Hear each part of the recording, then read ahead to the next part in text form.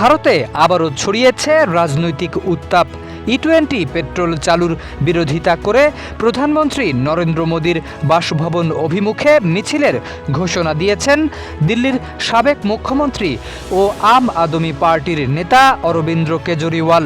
আগামী ৪ আগস্ট ২ লাখের বেশি মানুষের স্বাক্ষর সংবলিত আবেদনপত্র নিয়ে প্রধানমন্ত্রীর বাসভবনে যাওয়ার ঘোষণা দিয়েছেন তিনি। একটি জনসভায় কেজরিওয়াল জানান, ই-20 পেট্রোল বাতিলের দাবিতে করা অনলাইন আবেদনপত্রে ইতোমধ্যে ২ লাখের বেশি মানুষ স্বাক্ষর করেছেন। তিনি নিজেই সেই আবেদনপত্রের মুদ্রিত কপি প্রধানমন্ত্রীর হাতে তুলে দিতে চান। তার দাবি, এই কর্মসূচিতে তার সঙ্গে মাত্র ১০০ জন থাকবেন যারা পুলিশি বাধা বা গ্রেপ্তারের ভয় পান না। 5+ স্টার রেটিং প্রাপ্ত দেশের সর্বোচ্চ বিদ্যুৎ সাশ্রয়ী ওয়ালটন এসি। স্মার্ট কমফোর্ট এখন নেক্সট লেভেলে। কেজরিওয়ালের অভিযোগ, ই-20 পেট্রোল যদি সত্যি নিরাপদ হতো তাহলে সরকার এ বিষয়ে খোলামেলা বিতর্কে বসতে রাজি হতো।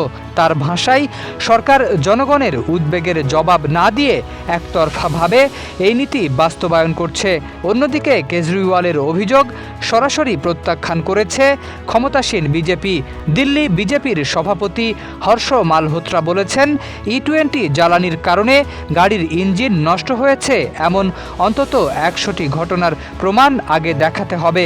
তার দাবি, বিরোধিতা তথ্য নয়, বিভ্রান্তি ছড়াচ্ছে।